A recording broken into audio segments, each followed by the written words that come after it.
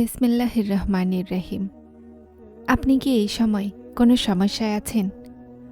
পরিস্থিতি এমন যে অন্ধকারেই অন্ধকার নজর আসছে। যদি হ্যাঁ হয় তো হতে পারে এটা সেই মুহূর্ত যখন আল্লাহর সাহায্য আপনার একদম নিকটে থাকে। কেননা আল্লাহর সাহায্য হঠাৎ আসে না, এর আগে কিছু নিশানি প্রকাশ পায়। কোরআন আমাদেরকে এই সুসংবাদ দেয়, নিশ্চয়ই প্রতিটা কষ্টের সাথে রয়েছে স্বস্তি। এটা ওয়াদা, সান্ত্বনা নয়, এটা আল্লাহর ঘোষণা। প্রথম নিশানি, পরীক্ষায় শুকরিয়া আদায় করা। যখন আল্লাহর সাহায্য আসে, পরীক্ষা তার রেসে পৌঁছে যায়। মানুষের মনে হয় যে হয়তো এখন আর কোনো রাস্তা বাকি নেই। এটাই সেই মাকাম হয় যেখানে বান্দা ভেঙে যাওয়ার খুব নিকটে থাকে। কিন্তু আসলে এই মুহূর্তেই তার তৈরি হওয়ার সূচনা হয়। হযরত ইব্রাহিম আলাইহিসসালামকে দেখুন, যখন আগুন জ্বলছিল, চারদিকে শত্রু ছিল, কোনো আশ্রয় ছিল না। এই সময়েই আল্লাহর সাহায্য আসলো আর আগুনকে হুকুম দেয়া হলো, হে আগুন, ইব্রাহিমের জন্য ঠান্ডা আর নিরাপদ হয়ে যা। পরীক্ষার তীব্রতা এই কথার আলামত হতে পারে যে সাহায্য নিকটে আছে। দ্বিতীয় নিশানি, মনের আল্লাহর দিকে পরিপূর্ণভাবে ঝুঁকে যাওয়া। যখন মানুষ প্রতিটা দরজা ধাকিয়ে ক্লান্ত হয়ে যায়, তখন তার মন শুধুমাত্র আল্লাহর দিকে ঝুঁকে যায়।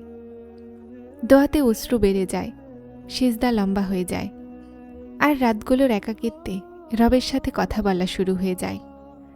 এই কারণ সাধারণ হয় না, এটা এই কথার ইশারা যে আল্লাহ বান্দাকে তার দিকে টেনে আনছেন।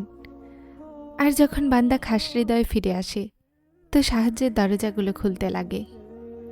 আল্লাহ তাআলা বলেন, আর কে আছে যে অস্থির ব্যক্তির ডাকে সাড়া দেয় যখন সে তাকে ডাকে, এবং তার দুঃখ কষ্ট দূর করে, আর তোমাদেরকে পৃথিবীতে প্রতিনিধি বানায়। আল্লাহর সাথে কি অন্য কোনো উপাস্য আছে? তোমরা খুব অল্পই উপদেশ গ্রহণ করো। সূরা নামল, আয়াত ৬২। যখন মন পরিপূর্ণভাবে আল্লাহকে ডাকে, বুঝে নিন যে সাহায্যের সময় নিকটে। তৃতীয় নিশানি, হতাশার অন্ধকারে আশার আলো। আজব কথা, যখন পরিস্থিতি সবচেয়ে খারাপ হয়, তখন হঠাৎ মনে একটা অজানা আশা তৈরি হয়, যেমন কেউ ভিতর থেকে বলছে সব ঠিক হয়ে যাবে। এই আশা শয়তানি ওয়াসওয়াসা নয়, বরং আল্লাহর তরফ থেকে দেয়া শান্তির ঢেউ। যেমন বৃষ্টির আগে হঠাৎ নীরবতায় ছেয়ে যায়, তেমনি সাহায্যের আগে অন্তরে প্রশান্তি এসে যায়। হযরত ইউনূস আলাইহিসসালামকে মাছের পেটে অন্ধকারে, যখন কোনো আশ্রয় ছিল না, তখন তিনি ডেকেছিলেন, লা ইলাহা ইল্লা আনতা সুবহানাকা ইন্নী কুনতু মিনাজ জালিমিন। আর এই ডাকের পরেই সাহায্য আসলো। চতুর্থ নিশানি, অজানা উসিলার তৈরি হওয়া। যখন আল্লাহ সাহায্য করতে চান, তো এমন উসিলা তৈরি করেন যেটার মানুষ কল্পনাও করতে পারবে না। কখনো একটা সাধারণ মানুষ উসিলা হয়ে যায়, কখনো একটা ছোট্ট সুযোগ জীবনকে বদলে দেয়, কখনো শত্রুর মন বদলে যায়। আল্লাহ বলেন, আর তাকে সেখান থেকে রিজিক দেন যেখান থেকে তার ধারণাও নেই। যদি আপনার জীবনে হঠাৎ অজানা রাস্তাগুলো খুলতে লাগে, তো বুঝে নিন সাহায্যের বাতাস বইছে।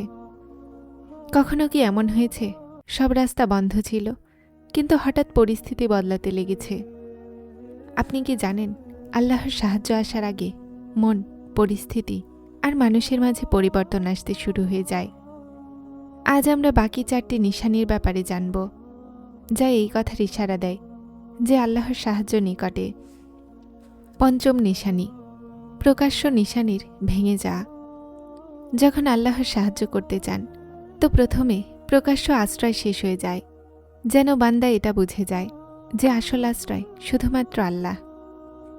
এটা আমাদেরকে শেখায় যে যখন প্রকাশ্য আশ্রয় বন্ধ হয়ে যায়, তো আসল দরজা খুলতে লাগে। ষষ্ঠ নিশানি, মনে অজানা সবর আর শান্তি। আল্লাহর সাহায্যের আগে একটা আজব শান্তি নাজিল হয়। পরিস্থিতি সেটাই থাকে, সমস্যাগুলো সেটাই থাকে, কিন্তু মন অস্থির থাকে। আল্লাহ কোরআনে বলেন, তারপর আল্লাহ তাদের উপরে শান্তি নাজিল করলেন। যদি পরীক্ষার পরে মনে প্রশান্তি আসতে শুরু হয়ে যায় তো এটা খুশির খবর হতে পারে। সপ্তম নিশানি, পরিস্থিতির হঠাৎ বদলে যাওয়া। আল্লাহ যখন চান মুহূর্তেই মঞ্জিল বদলে দেন। হজরত ইউসুফকে কুয়াতে ফেলা হলো, গোলাম বানিয়ে বিক্রি করা হলো, ঝিলে ফেলে দেয়া হলো। প্রতিটা পর্যায় খুব কঠিন ছিল, কিন্তু হঠাৎ ওই কয়েদি মিশরের বাদশাহ হয়ে গেলেন। এটা আল্লাহর শান যে তিনি অন্ধকার রাতকে আলোকিত সকালে বদলে দেন। যদি আপনার জীবনে হঠাৎ কোনো পরিবর্তন আসতে শুরু হয়ে যায় তো বুঝে নিন সাহায্য নিকটে আসতে চলেছে। অষ্টম নিশানি, শত্রুদের ষড়যন্ত্রগুলো ব্যর্থ হওয়া।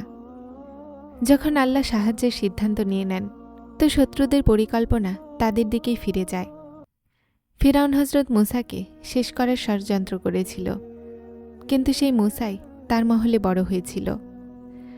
কোরাইশরা হজরত মুহাম্মদ সাল্লাল্লাহু আলাইহি সাল্লামকে শেষ করার পরিকল্পনা করেছিলেন, কিন্তু হিজরতের পরে ইসলাম ছড়িয়ে গেল। আল্লাহ বলেন, তারা চাল চালে আর আল্লাহ পরিকল্পনা করেন, আর আল্লাহ সবচেয়ে উত্তম পরিকল্পনাকারী। যদি আপনি দেখেন যে তাদবিরগুলো দুর্বল হচ্ছে তো এটাও সাহায্যের নিশানি হতে পারে।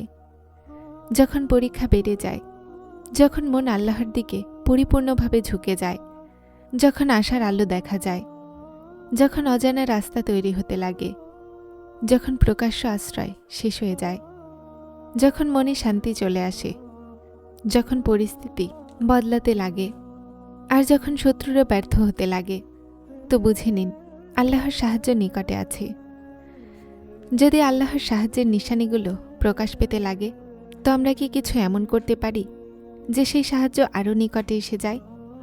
এমন কি কোনো আমল আছে যা জমিন থেকে আসমান পর্যন্ত আমাদের ফরিয়াদকে পৌঁছে দিবে?